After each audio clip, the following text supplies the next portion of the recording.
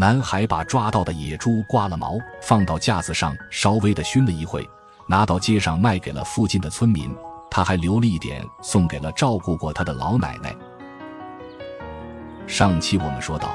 自强在大山深处设置陷阱，抓到了一只小野猪，今天他正在削着竹片，野猪被五花大绑着躺在一边，用着为数不多的力气挣扎了几下。自强带着削好的竹片来到了屋内，将它们穿插到一起，组成了一个架子，粗大的孔洞形成一个个网格，这是在为熏猪肉做准备。在4个角绑好竹篾之后，自强把这个架子放到了火堆的上方，拉着竹篾绑到了房梁上。猪已经绝望，安静地躺在地上。弄好了架子，自强重新吹燃已经快要熄灭的火堆，接下来就该结束这头小野猪的生命了。不顾小猪的嚎叫，拖着他的后腿来到了门前，取下插在一旁削得锋利的竹筒，也许意识到了自己命不久矣，他用尽了全身力气向着边上窜了几下。不过被绑住前后脚的他显然是没有机会逃走的。自强把他拖到了屋后，在一阵低沉的呜咽之后再也没了声息。接着自强把小猪按到了水里，让湖水浸润其所有的毛发。进了水的野猪愈发的沉重，费力地拽上来，拖到了火堆旁，继续架上木柴，加大了火力，待到火烧得足够旺，自强把小猪架到了火堆上，这时也终于能解开绑在猪脚上的藤条。趁着猪皮被烧得滚烫，利用柴刀刮去了它的毛发。一段时间过后，整只猪已经被烤得发黄，并且变得光溜溜，一根毛都没有剩下。用柴刀检查了一遍，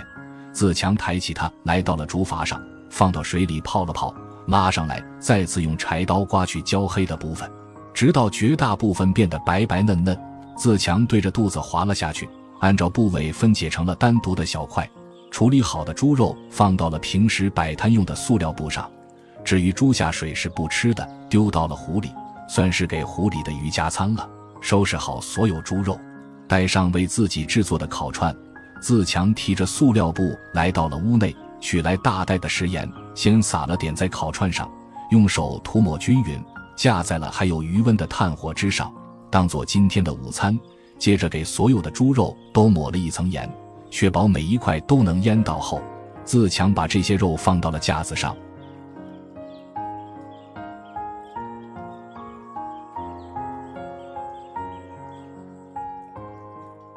收拾起地上的杂物，把塑料布清洗干净，挂到了树桩上晾干。之后他也加大了火力，并时不时地给肉翻个面。为了使肉更有风味，他还找了一些新鲜的树叶盖在了熏肉上面。这样做一方面可以保证热量不那么轻易流失，另一方面到时候熏完了也能留下一些树叶特有的香味。趁着熏制的时间，自强拿起了一旁的烤肉，蹲在地上吃了一口。他发现太咸了，于是拿出了锅，就着里面米饭吃起了午饭。一口饭一口肉，好不惬意。在烟熏火燎之中，时间来到了几个小时以后，自强出来取来晾干了的塑料布，铺到了背篓之中，丢掉盖在肉上的树叶，拿下2块看了看，应该是可以了。他把所有的猪肉都放进了背篓之中，没有给自己留下一块，关好了门，来到了街上，在老地方摆好了摊位。这回的货可是真硬货了，毕竟当地村民也吃不到纯正的野猪肉。自强开始期待地等着顾客上门，果然骑着小电驴路过的大哥看到了这些肉就走不动道了，停下来问起了价格。谈好了价，他挑选了一块上好的猪腿肉。接着顾客开始多了起来，一旁大哥家里他的母亲也走了出来，夸赞了自强真厉害，弄了这么多野猪肉，他也买了一块。在聊天中得知，一直很帮助他的好心大哥最近都不在家，难怪都没有见到了。自强想了想，又送了一块给大妈，大妈却不想占他的便宜，反而多给了一些。自强感激地道了声谢。这些肉不仅人爱吃，边上的狗子看了都流口水。为了保护好这些肉，只好将靠得太近的那只赶走。之后一位大姐买走了一些，最后一位大哥更是买走了一大袋，剩下的2块自强不打算再卖，收到袋子中装好。收起东西，他准备去老奶奶家看看。进到屋内，他先是问了下奶奶的手怎么样了，看得出来虽然还包着草药，但明显是好了许多。自强卸下背篓，取出了带来的2块野猪肉，递到了奶奶手上。奶奶还不肯收，推让了一番，只收下了其中1块。两人说了会话，自强起身和奶奶告别，真是个孝顺的孩子，每次有好东西他都不忘拿点给老奶奶，多的不说，还是希望他的日子会越来越好吧。男孩为自己在野外的茅坑搭建了墙面，使之能更加隐蔽。这天一早，小屋里冒出阵阵白烟，自强正在煮着饭，查看了下，感觉差不多了。他褪去了柴火，将锅放到了带有余温的炭火旁，等待最后的焖煮。趁着这段时间，自强提着柴刀，拿了断木棍，来到了茅坑前，照着这里的长宽高分别在棍子上打好标记。昨天已经处理完猪肉，今天也不打算再进山，闲着也是闲着。他准备给茅厕加上墙面，毕竟这样四面透光，上厕所的时候多少有点不雅。按照所需的长度截了一些竹段下来，还是和之前制作屋子的墙面一样，利用柴刀将竹子捣散。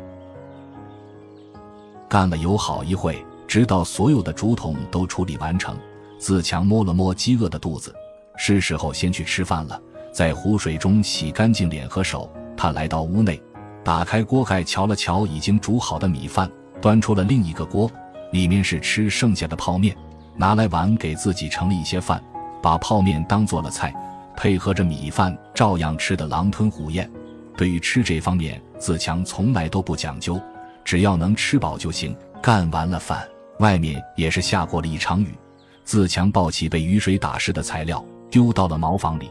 这回也是可以开始墙面的搭建了。首先他抽出了一根竹篾，将竹片当作龙骨固定在立柱之上，按照一定的距离，在每一面墙壁上绑好了3根，这样刚好可以穿插进已经劈散的竹筒。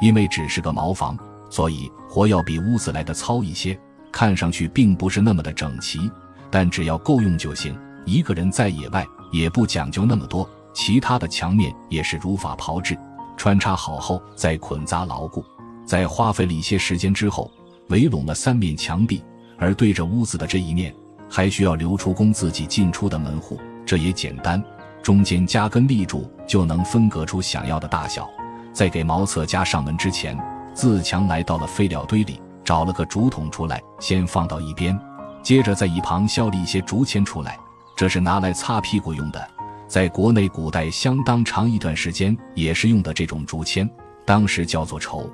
直到元之后才逐渐改用草纸，装到竹筒中，把它安放在了茅坑的边上，拿起一旁已经修剪过的棕榈叶，挂到了房梁上，算是一扇简易的门了。到这里，整个茅坑也被遮挡了起来，再也不用担心上厕所的时候被人看到了。男孩为自己在湖边的住所增加了一道埠头，并利用粘土打造了一个灶台，这回在做饭就没有那么大烟了。照理是在一天的上午，自强正在砍一段带树杈的树干，这样的树干他准备了4根，每根的一端都削成了尖锐的锥形。抬起树干来到了竹筏上，他划着桨将竹筏调整了下角度，找好了位置，将树干插入到了湖水之中，再用木棒敲打，使其牢牢地固定在湖底。第2根选择在和湖岸平行的方位插入，安好了2根立柱。自强在一旁准备好的材料中抱起了一根结实的树干，架到了立柱和湖岸之间。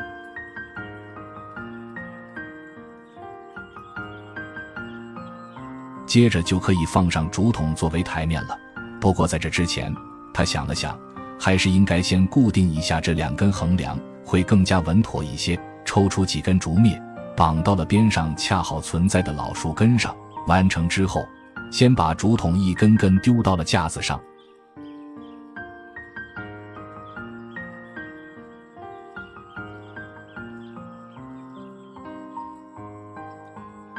直到铺满为止，自强站到了上面，重新整理了一遍，使其能更加平整一些。这还不算完，最边上这根竹筒还需要额外照顾一下，绑了竹篾防止它四处滚动。最后拿来了剩余的2根树干，斜着插入到湖水中，树杈则支撑在立柱上。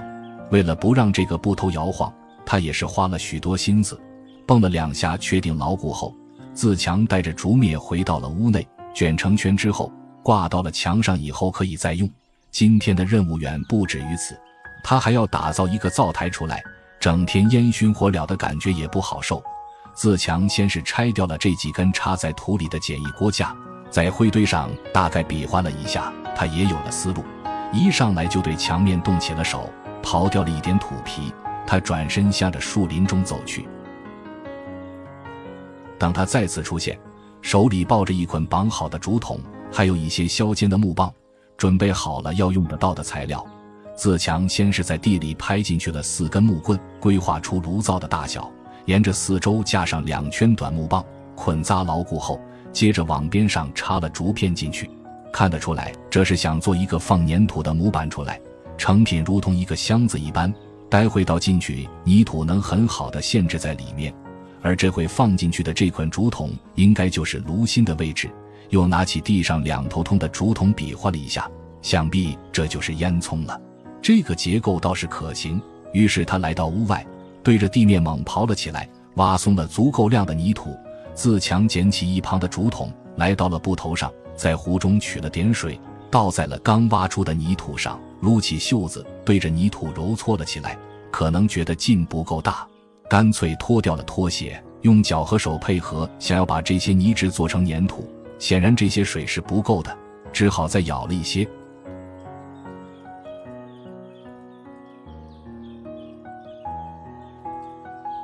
又捣鼓了一阵之后，自强感觉应该是差不多了，回到屋内取了个塑料袋出来，把土装进了袋中，提回来倒进了这个炉灶模具中，这样子来来回回运了2趟。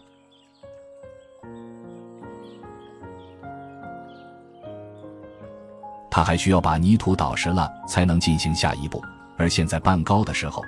正好可以先安上之前预留好的烟囱。接下来又是运了好几趟土，才将把这个箱子填满，最后捣实了一遍上面的土。自强割去了绑在竹筒上的竹篾，利用柴刀的敲击使其有所松动，这样就能一根根地从泥土中抽离出来。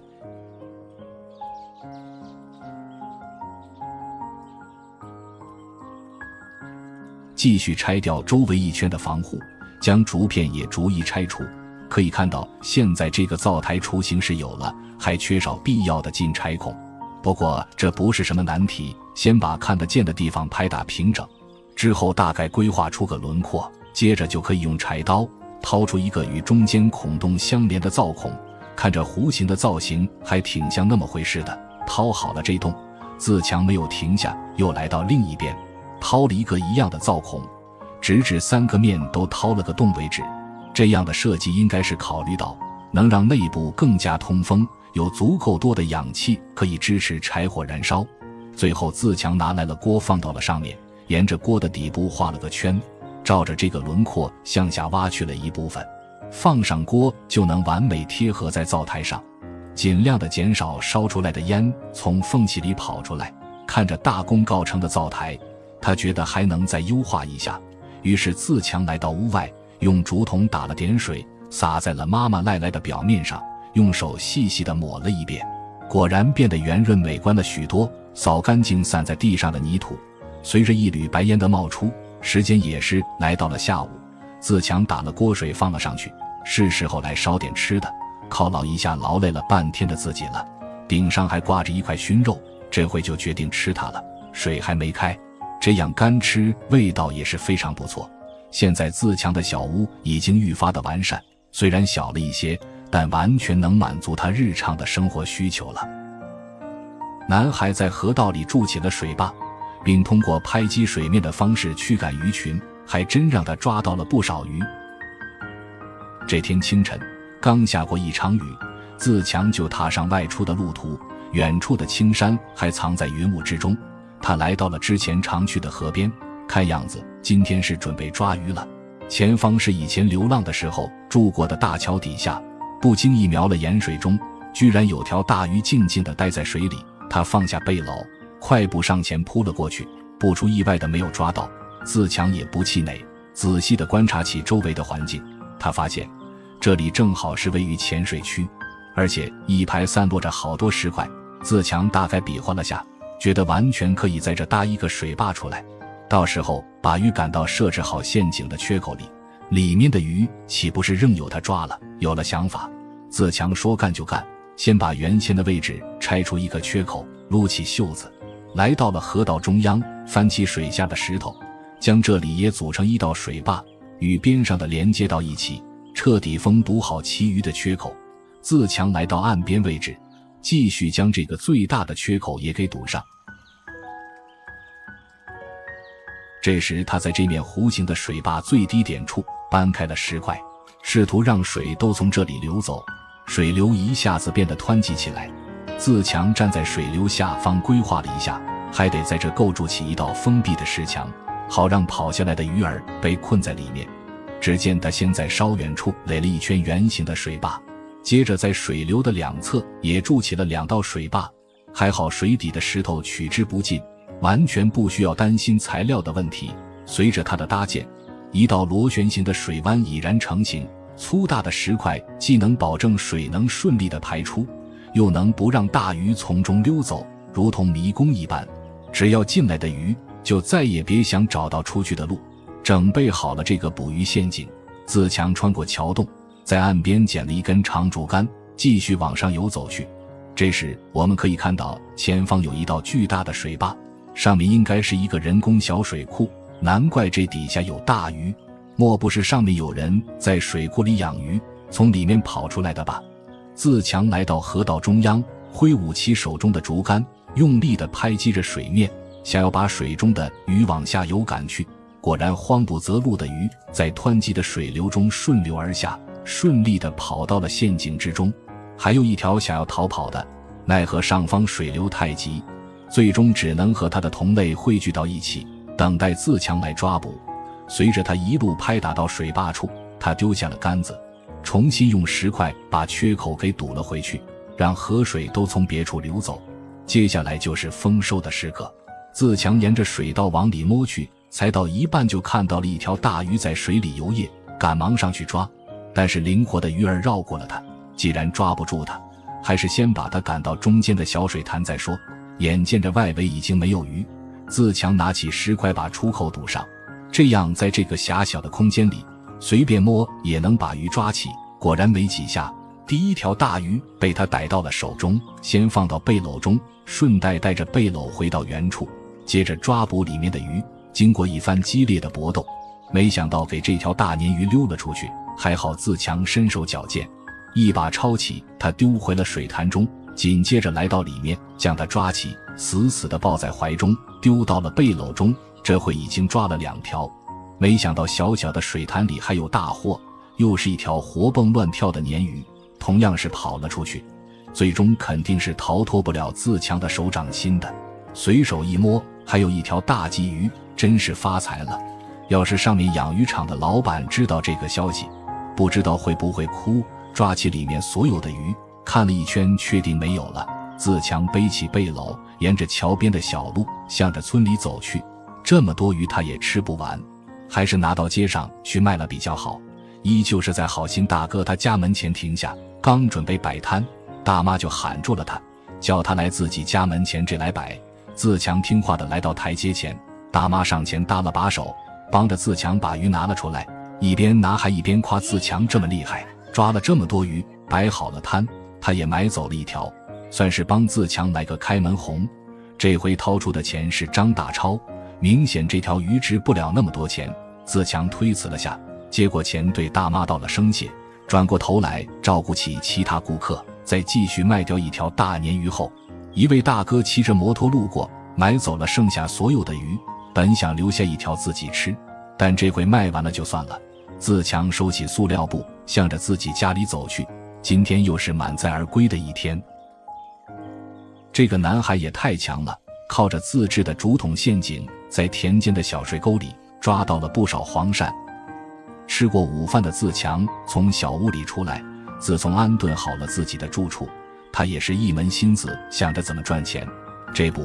今天又准备砍上一些竹筒，打算制作点新鲜玩意。自强砍的位置都在竹节之后，确保竹筒的一端是密封的。有了充足数量后，接着对筒口劈砍起来，做到不是那么的尖锐，以免到时候划伤自己。最后调转了下方向，用柴刀的尖端在竹节上开出一个小小的洞。这个洞的作用想必是待会从水中捞出时能及时的沥干里面的水。整备好了所有竹筒，自强来到屋内，从架子上取下早已准备好的收口，这些都是用竹篾一点点编织起来的，放到竹筒中大小刚刚合适，这样组合在一起，只要黄鳝钻进来，想再溜走可就难了。放到背篓中装好，自强向着农田进发。黄鳝不同于其他鱼类，喜欢待在周围都是泥的水沟里，而这里就比较符合要求，先放下背篓，脱去了胶鞋，卷起裤脚下到了水沟里。他并没有急着布置陷阱，而是在水沟底部摸了一些螺。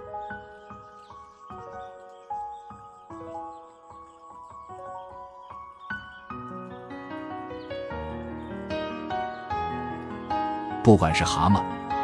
还是小螃蟹都没有放过，这些是用来诱捕黄鳝的绝佳饵料。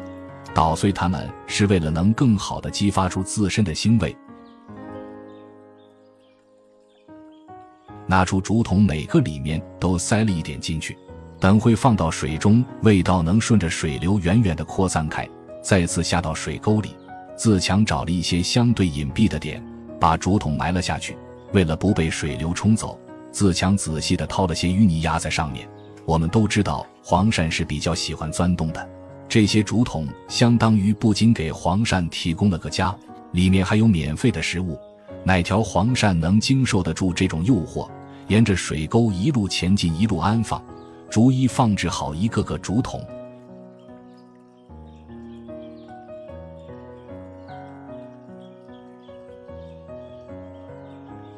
随着最后一个就位，自强爬到了岸上。黄鳝一般都是夜间出来活动，还需要耐心地等待一晚。第二天一早，自强就迫不及待地回到了这里。他先挽起袖口和裤子，带着空背篓下到了水沟里，沿着昨天的路径向上游找去。捞起第一个竹筒，瞄了一眼，好像是有货，先把收口去掉，直接就跑出来2条黄鳝，而且个头还挺大。红心将竹筒放回了原处，空腹利用，说不定明天还能来抓一次。自强向着下一处寻去。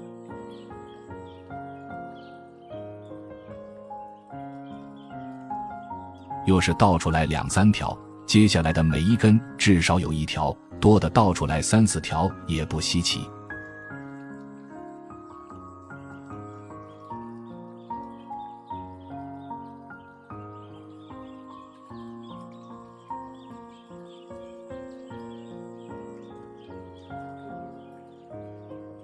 随着自强将所有竹筒收完，他来到岸上，查看了下今天所有的收获。好家伙，足足有好几斤重了吧？